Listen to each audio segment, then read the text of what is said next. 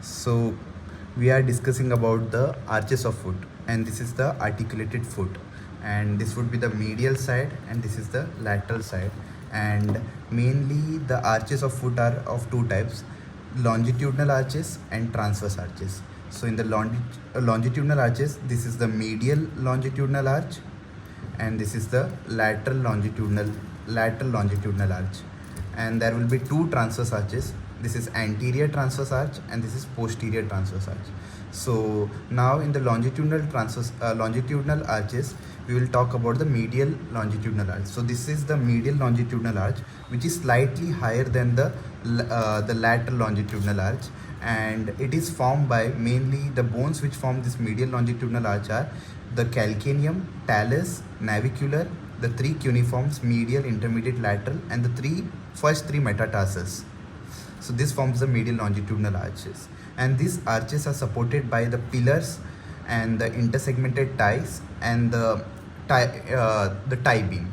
So mainly it is support the intersegmented ties which support the pillars are the spring ligament, which is also called as talocalcinonavicular ligament, and it also forms a joint which is called as talocalcinonavicular joint. And the pillars, the main two pillars are anterior pillar, which is formed by the metatarsals first three, and the posterior pillar is formed by the medial surface of the calcaneum.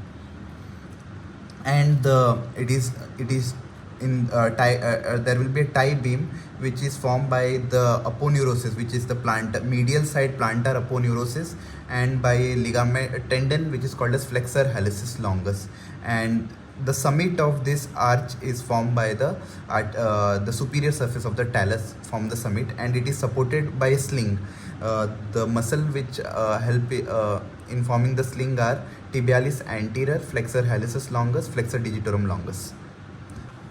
Now the lateral longitudinal arch. So this is the lateral longitudinal arch, and it will be formed by bones that are calcaneum, cuboid, and lateral two metatarsals.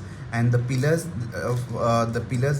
anterior pillar and the posterior pillar. Anterior pillar is formed by the head of the lateral two metatarsals, and the posterior pillar is formed by the lateral tubercle on the calcaneum. And in between them there will be intervening bone which is cuboid, and these are connected by intersegmental intersegmental ties that would be formed by calcinocuboidal ligaments.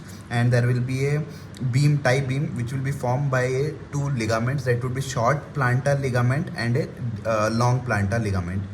And this would be attached by a sling that would be formed by the two tendons that will be crossing through the groove present on the calcaneum, that is peroneus longus and peroneus brevis. So this is about the longitudinal arches.